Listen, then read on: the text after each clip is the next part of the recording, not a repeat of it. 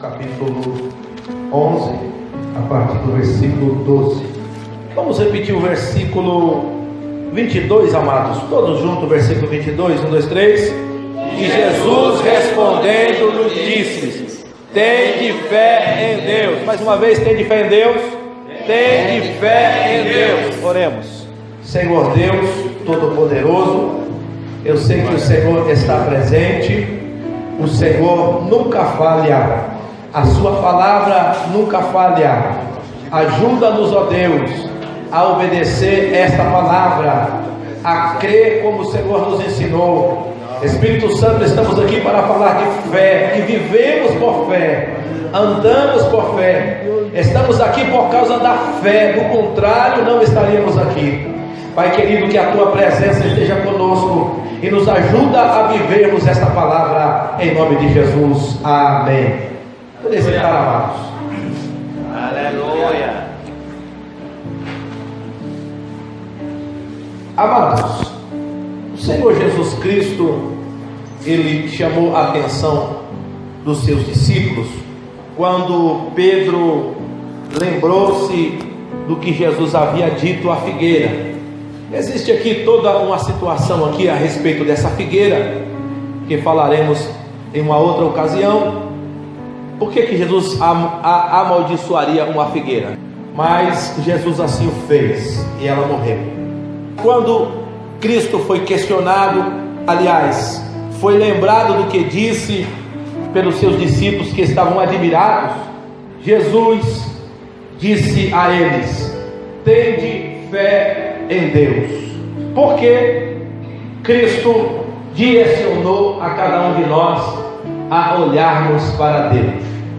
Porque, amados, infelizmente, nós não só temos fé em Deus, nós temos fé em nós mesmos, temos fé nos homens, temos fé em recursos, temos fé em muitas coisas, mas para que algo de fato aconteça conforme aquilo que nós oramos, é preciso ter fé em Deus.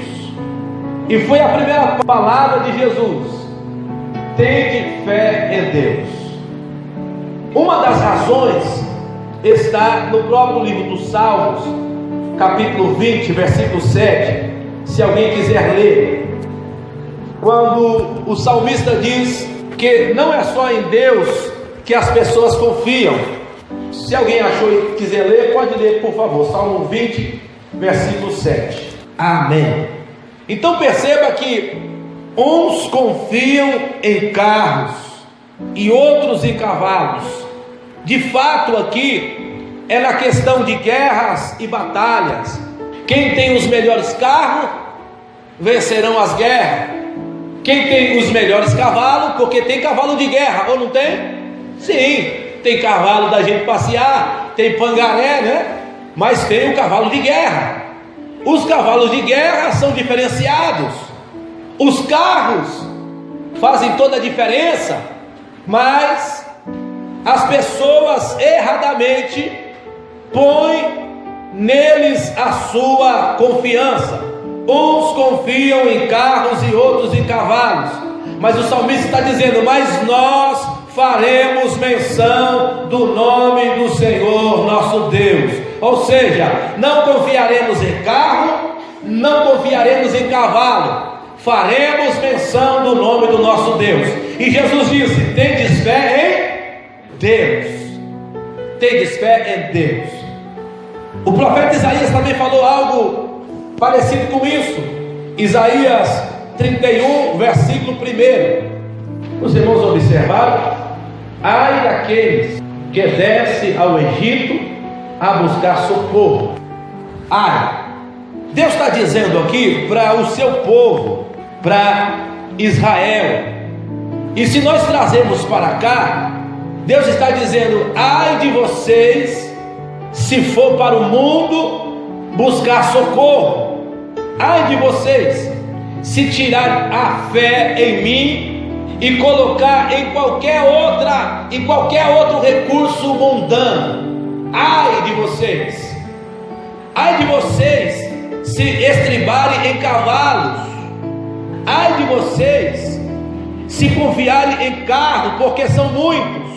Ai de vocês se colocar confiança nos cavaleiros. Então perceba, o homem está envolvido, porque não adianta você ter um cavalo de guerra, mas não ter um bom guerreiro. Adianta? Não. Então você confia nos cavaleiros.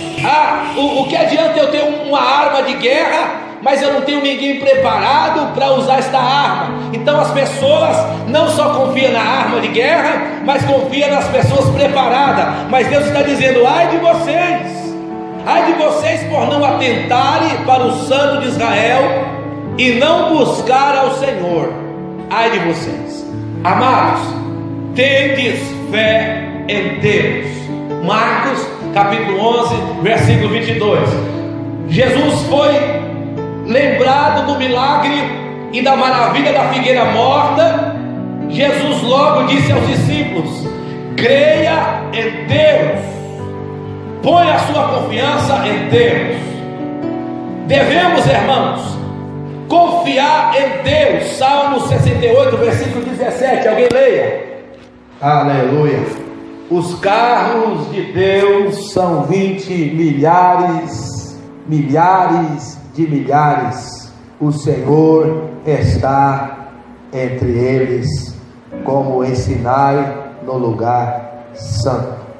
Todo exército que possa existir, quer seja humano ou quer seja espiritual, não há de se comparar com a grandeza do exército que está à mercê de Deus. Deus é Senhor dos exércitos e Ele tem o maior número de carros. Se você for confiar em algum carro, lembra-te que Deus é quem tem o maior número de carros. Tende fé em Deus. Se você de repente pensar que o seu inimigo é grande, lembra que os anjos de Deus, revestidos de autoridade de Deus, já botou Satanás para correr do céu, irmão. Aleluia. Tende fé em Deus. Existe uma situação muito interessante, e já falamos isso aqui várias vezes, mas sempre o Senhor me faz voltar para cá.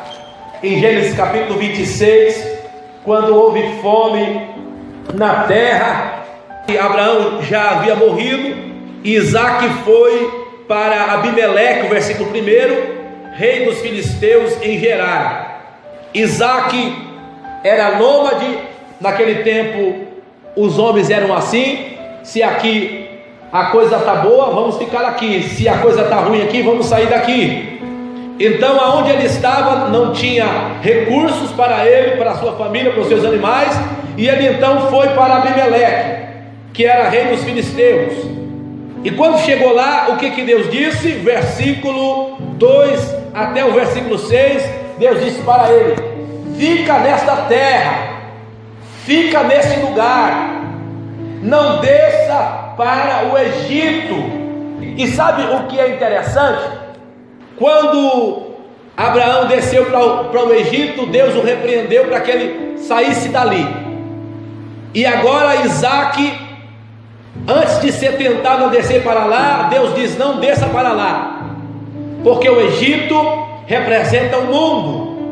E Deus disse: fica aqui na terra dos filisteus, em geral. Por quê? Porque aquelas terras um dia seria dele, seria conquistada, seria possessão para ele. Então fica aonde eu prometi que seria tua. Essa terra aqui há de ser tua futuramente. Então habita nessa terra.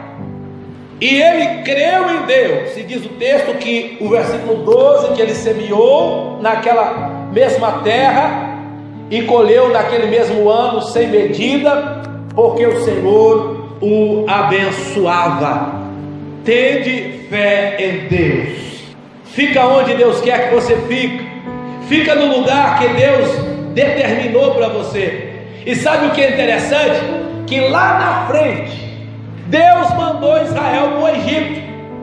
Houve uma outra situação de fome na terra. Então José já estava no Egito e mandou buscar Jacó, seu pai, E Deus apareceu para Jacó e disse: não tema, Jacó, pode descer para o Egito, porque do mesmo jeito que eu estou te levando para lá, eu vou te trazer de volta. Ou seja, confiar em Deus é ser direcionado por Ele, é crer que Ele está dirigindo os seus passos. Quando Deus mandar ir, você vai. Se Deus não mandar você ir, você fica onde você está. Tende fé em Deus. Outro sim, amados, porque Deus, Jesus, disse para nós confiarmos em Deus. Porque, amados, nós não podemos acrescentar um côvado à nossa estatura. Mateus capítulo 6, versículo 27. Jesus disse que não podemos aumentar o nosso tamanho. Quem achou pode ler. Amém. Olha o que Jesus está dizendo. Qual de vocês, com toda a sua intenção, com toda a sua aplicação, com toda a sua perícia, vai crescer 45 centímetros de altura? Qual de vocês? Passou um tempo, né? Eu estava assistindo no Discovery, canal Ciência, há alguns anos atrás. E existe uma técnica de fazer as pessoas crescerem. É uma técnica bem radical, e não é todos os lugares que fazem isso. Então você é muito baixinho e quer crescer um pouco, você vai pagar uma fortuna e vai para lá. Quando chegar lá, eles vão quebrar a sua perna, literalmente vai pegar a sua perna e vai quebrar, e eles vão afastar a sua perna, um osso do osso, alguns milímetros assim, amém? E eles vão colocar uns pinos, vão deixar a sua perna paralisada, e você vai ficar por alguns meses com aquela imobilizado e os seus ossos afastados. O próprio cálcio do corpo vai começar a se ligar no outro osso, e com o passar dos meses, aquele espaço que estava faltando vai ser preenchido pelo osso. Só que não é o suficiente. Depois que tiver forte, o médico vai quebrar sua perna de novo. É radical o processo. É só para quem quer crescer mesmo. Aí vai o mesmo processo, e com todo o cuidado e a perícia do médico, você vai alcançar no máximo 7 a 10 centímetros. Você já cresceu, né? Mas Jesus disse: qual de vós, com todo o vosso cuidado, vai crescer 45 centímetros? Eu quero ver. Aleluia. O que Jesus está dizendo para nós? Não podemos realizar crescimento em nosso próprio corpo. Se a pessoa cresceu demais, quem foi que fez aquilo? Deus. Se a pessoa é baixinha, quem foi que fez aquilo? Deus. Então não temos poder sobre o nosso próprio crescimento.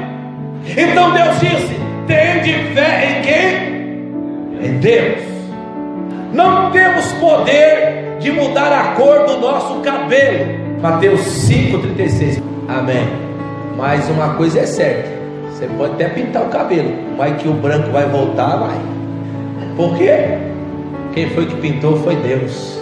Você pode enganar por um tempo a gente, mas depois ele volta. Queridos, não temos poder de controlar a cor do nosso cabelo, porque isso é genético. Isso foi uma coisa que Deus determinou, e não temos poder sobre isso. Podemos disfarçar, nós podemos fazer isso, e não é pecado não, tá, irmão?